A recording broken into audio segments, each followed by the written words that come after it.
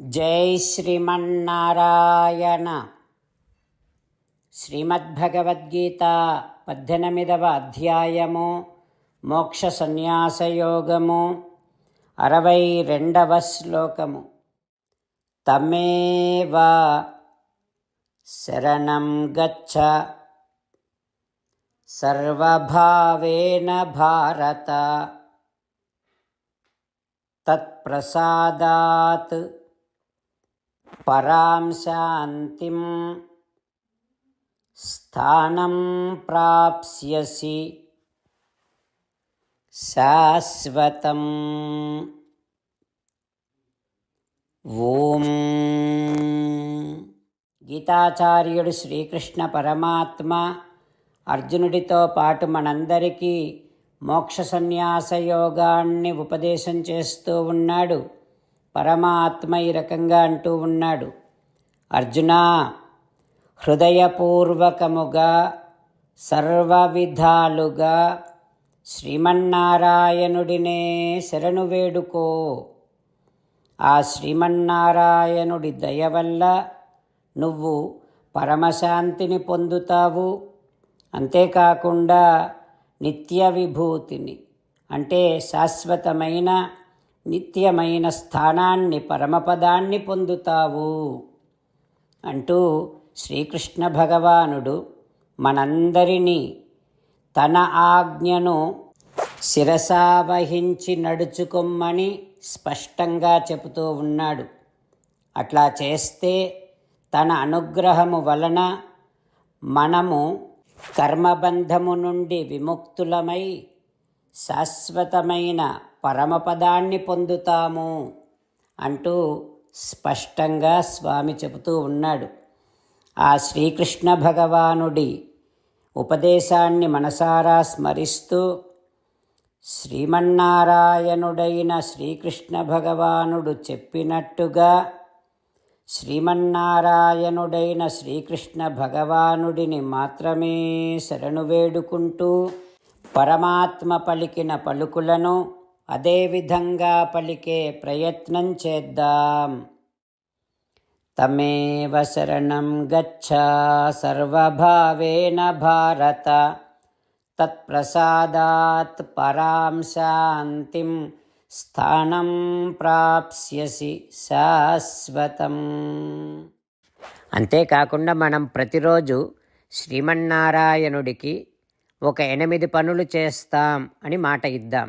ఎందుకంటే శ్రీకృష్ణ భగవానుడు 18వ అధ్యాయములో 65 నుండి 70వ శ్లోకాల ద్వారా శ్రీమద్భగవద్గీత అంతటికీ సారభూతముగా మనకు 8 పనులు చేయమని చెప్పాడు. అలా చేస్తే చాలు, నేను మిమ్మల్ని అన్ని విధాలుగా రక్షిస్తా అని ప్రమాణపూర్వకముగా ప్రతిజ్ఞ కూడా చేశాడు. అందుకని శ్రీమద్భగవద్గీతను అంతటినీ విన్న తర్వాత అర్జునుడు కూడా చివరకు కరిష్యే వచనం తవ, కృష్ణ నువ్వు చెప్పినట్టే చేస్తా అని అన్నాడు. కనుకనే భగవానుడు అర్జునుడికి అన్ని విధాల విజయాన్ని అందించాడు. మనం కూడా ప్రతిరోజు శ్రీమన్నారాయణుడికి ఆ రకంగానే మాట ఇద్దాం. 8 పనులు చేస్తాం అని మనము మాట ఇస్తే అది అష్టాక్షరీ మహామంత్ర జపము చేసినటువంటి ఫలితాన్ని మనకు ప్రతిరోజు ఇస్తుంది. ఇట్లా మాట ఇవ్వటం కంటే గొప్ప పూజ, యజ్ఞము, తపస్సు మరొక్కటి లేనే లేదు. అందుకని నేను అంటూ ఉంటాను, మీరు మనస్సులో భావిస్తూ ఉండండి.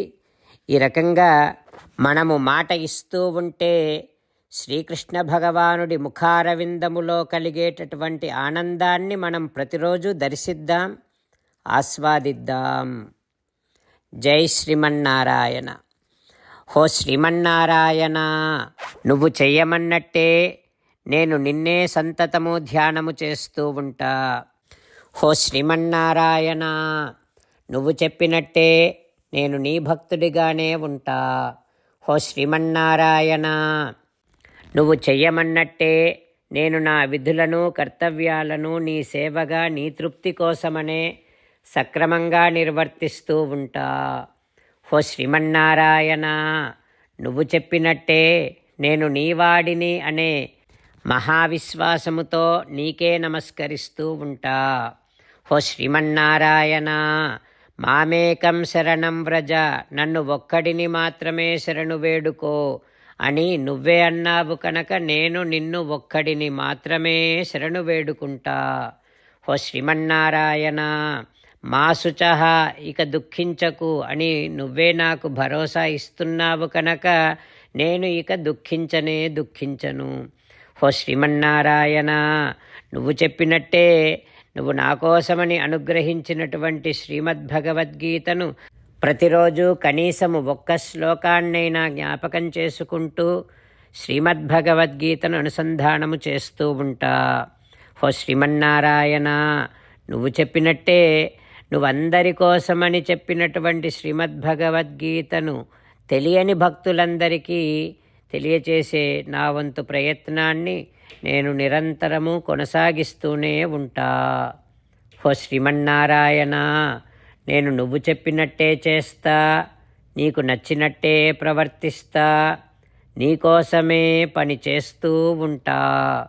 కరిష్యే వచనం తవ. ఇప్పుడు శ్రీమద్భాగవతాన్ని అనుసంధానం చేసుకుందాం. శ్రీమద్భాగవత గ్రంథానికి నమస్కారం. నిగమకల్పతరోర్గలితం ఫలం సుఖముఖాదమృతద్రవ సంయుతం పిబత భాగవతం రసమాలయం ముహురహో రసికా భువి భావుకాః. శ్రీసుఖయోగీంద్రుల వారికి నమస్కారం. యం ప్రవ్రజంతమనుపేతమపేతకృత్యం ద్వైపాయనో విరహకాతర ఆజుహావ పుత్రేతి తన్మయతయా తరవోభినేదుః తం సర్వభూతహృదయం మునిమానతోస్మి. నరనారాయణులకు, చతుర్ముఖ బ్రహ్మకు, సరస్వతీదేవికి, వ్యాసమహర్షుల వారికి నమస్కారం. నారాయణం నమస్కృత్య నరం చైవ నరోత్తమం దేవీం సరస్వతీం వ్యాసం తతో జయం ఉదీరయేత్. శ్రీమద్భాగవతము 8వ స్కంధములో సూతమహాముని శౌనకాది మహర్షులందరికీ ప్రవచనం చేస్తూ ఈ రకంగా చెబుతూ ఉన్నాడు. ఓ మహర్షులారా, శ్రీసుఖ యోగీంద్రుల వారు పరీక్షిన్నరేంద్రుడికి శ్రీమద్భాగవతాన్ని ఉపదేశం చేస్తూ ఇలా చెబుతూ ఉన్నాడు. ఓ పరీక్షిన్నరేంద్ర, కశ్యప ప్రజాపతి అదితికి పయోవ్రతాన్ని ఉపదేశం చేస్తూ ఇలా చెబుతూ ఉన్నాడు. ఓ అదితి, 12 రోజుల పాటు ఈ వ్రతాన్ని ఆచరించిన తర్వాత 13వ రోజున అంటే త్రయోదశి నాడు శాస్త్రోక్తముగా శ్రీమన్నారాయణుడికి వాసుదేవమూర్తికి అభిషేకం చేయాలి. ఆ తర్వాత హోమం చేయాలి. ఆ హోమములో సూక్తేన తేన పురుషం యజేత సుసమాహితః నైవేద్యంచ అతిగుణవత్ దద్యాత్ పురుషతుష్టిదం. ఆ హోమములో పురుష సూక్తములోని 16 రుక్కులతో పాయసాన్నాన్ని అగ్నియందు హోమం చేయాలి. ఏమాత్రము లోభత్వము చేయకుండా షడ్రసోపేతమైనటువంటి నైవేద్యాన్ని భగవంతునికి అర్పించాలి. ఆ తర్వాత ఆచార్యం జ్ఞానసంపన్నం వస్త్ర ఆభరణ ధేనుభిః తోషయేత్. ఆచార్యులకు, బ్రాహ్మణులకు ధనాన్ని, దక్షిణను, వస్త్రములను, ఆభరణములను, గోవులను వారికి సమర్పించి వారిని తృప్తిపరచాలి.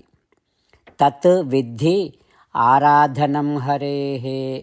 విష్ణు భక్తులకు ఇవన్నీ సమర్పిస్తేనే, వారిని తృప్తిపరిస్తేనే దానినే విష్ణు ఆరాధన అని అంటాం. సరే, ఇక దీనులకు, అంధులకు వారందరికీ కూడా శక్తి కొలది భోజనాదులను పెట్టాలి. అందరూ తృప్తి పడితే విష్ణోః తత్ప్రీణనం. శ్రీ మహావిష్ణువు కూడా తృప్తి పడినట్టే, ప్రసన్నుడైనట్టే.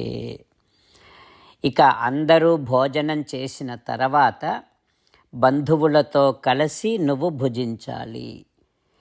ప్రతిరోజు ఈ వ్రతం చేసినన్ని రోజులు ప్రతిరోజు నామ సంకీర్తనం కథాగానం చేస్తూ ఉండాలి అంటూ కశ్యప ప్రజాపతి అదితికి పయోవ్రతాన్ని ఉపదేశం చేస్తూ ఉన్నాడు. ఆ తర్వాత ఏం జరుగుతుందో రేపు తెలుసుకుందాం. ఓం శ్రీకృష్ణ పరబ్రహ్మణే నమః. ఓం అస్మద్గురుభ్యో నమః. ముకుందమాల. కృష్ణో రక్షతు నో జగత్రయగురుః కృష్ణం నమస్యామ్యహం. కృష్ణేనామరశత్రవో వినిహతాః కృష్ణాయ తస్మై నమః. కృష్ణాదేవ సముత్థితం జగదిదం కృష్ణస్య దాసోऽస్మ్యహం. కృష్ణే తిష్టతి విశ్వమేతదఖిలం హే కృష్ణ సంరక్ష మాం. శ్రీమద్భగవద్గీత 18వ అధ్యాయము 62వ శ్లోకము. తమేవ శరణం గచ్చ సర్వభావేన భారత తత్ప్రసాదాత్ పరాం శాంతిం స్థానం ప్రాప్స్యసి శాశ్వతం. తమేవ శరణం గచ్చ సర్వభావేన భారత తత్ప్రసాదాత్ పరాం శాంతిం స్థానం ప్రాప్స్యసి శాశ్వతం. శ్రీమన్నారాయణ కరిష్యే వచనం తవ. సర్వం శ్రీకృష్ణార్పణమస్తు. జై శ్రీమన్నారాయణ.